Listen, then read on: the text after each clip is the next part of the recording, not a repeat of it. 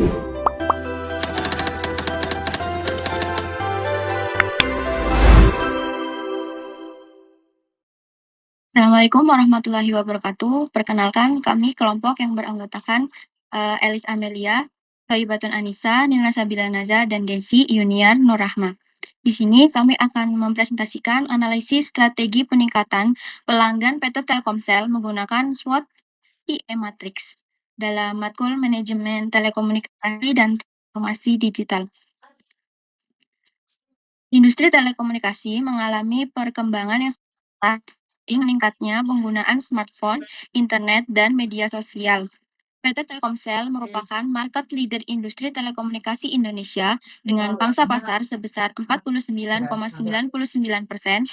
Namun pada tahun 2018 terjadi penurunan jumlah pelanggan yang menunjukkan adanya perubahan perilaku konsumen. Oleh karena itu, diperlukan analisis strategi untuk mengetahui posisi perusahaan serta menentukan strategi yang tepat dalam peningkatan jumlah pelanggan. PT Telkomsel sendiri merupakan perusahaan penyedia jasa telekomunikasi seluler yang mulai beroperasi pada tahun 1995 dan menjadi operator telekomunikasi terbesar di Indonesia. Layanan utamanya ada telekomunikasi seluler, paket data internet, digital lifestyle, digital payment, Internet of Things, dan layanan digital. Visinya menjadi perusahaan telekomunikasi digital kelas dunia yang berdampak besar di tingkat regional dan membentuk ekosistem digital untuk menciptakan nilai bagi para pemangku kepentingan. Misinya yang pertama, menjadi perusahaan telekomunikasi digital terbaik di Indonesia dengan dampak global. Kemudian, membantu organisasi yang agile, kolaboratif, berstandar tinggi, dan berorientasi hasil. Yang ketiga, menguatkan budaya pelayanan unggul bagi seluruh pemangku kepentingan. Oke, selanjutnya di sini ada pengertian dari AI matrix, di mana AI matrix ini tuh internal eksternal matrix yang merupakan alat analisis strategi yang digunakan untuk menentukan posisi perusahaan berdasarkan kondisi internal dan eksternal perusahaan.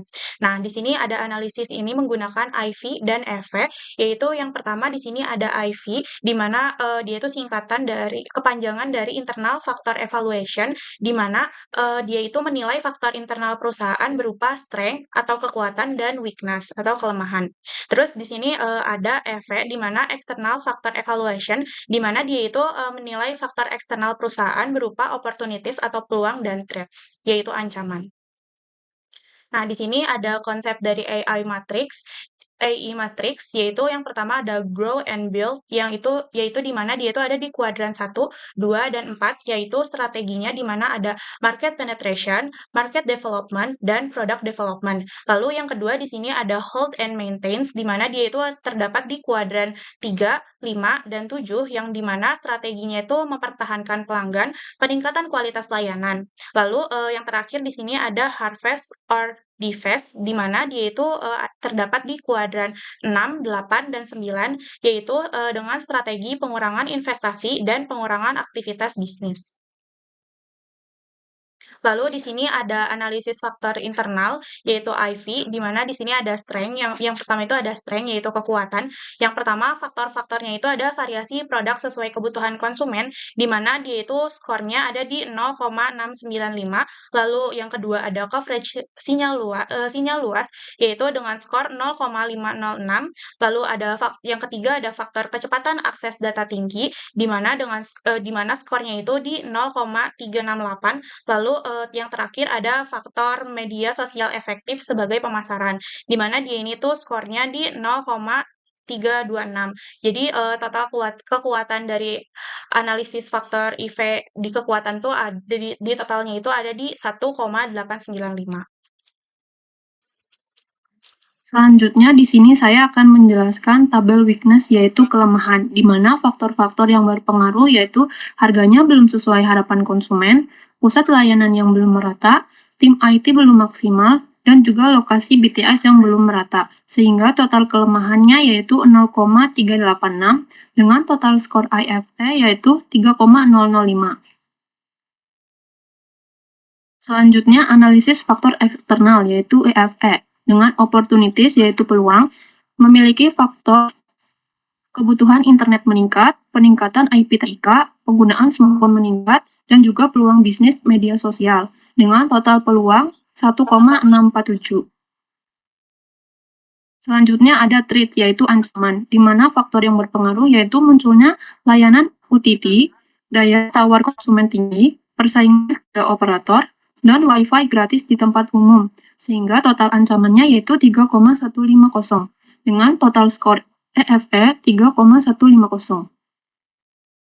Kemudian yaitu jadi ada hasil EA matrixnya. Dari hasil analisis tabel tadi, skor EFE-nya itu ada 3,005 dan skor EV-nya itu ada 3,150.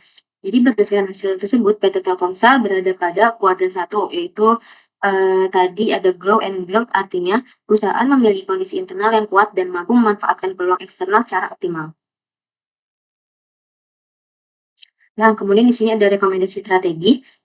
Jadi berdasarkan posisi pada kuadran 1, yaitu tadi build, strategi yang direkomendasikan adalah ada yang pertama yaitu pengembangan aplikasi digital, yaitu mengembangkan aplikasi yang sesuai dengan kebutuhan dan konsep paket terjangkau untuk menggabungkan pelayanan dalam satu paket dengan harga kompetitif.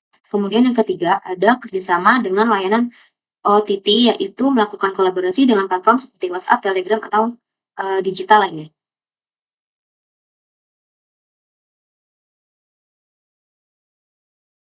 Nah, selanjutnya yaitu implementasi strategi.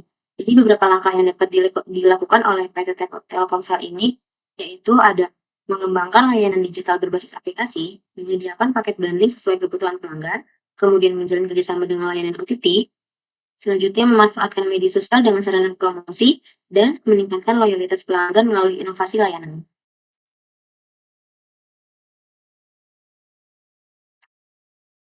Nah, jadi kesimpulan dari awal tadi yaitu PT Telkomsel memiliki kondisi internal yang kuat dengan nilai V sebesar 3,005, lingkungan eksternal yang memberikan peluang sebesar dengan nilai PV sebesar 3,150.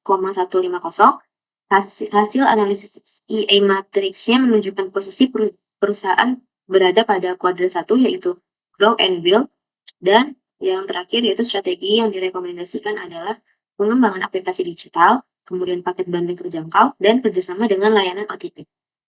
Baik, itu saja yang saya sampaikan. Kurang lebihnya mohon maaf. Wassalamualaikum warahmatullahi wabarakatuh.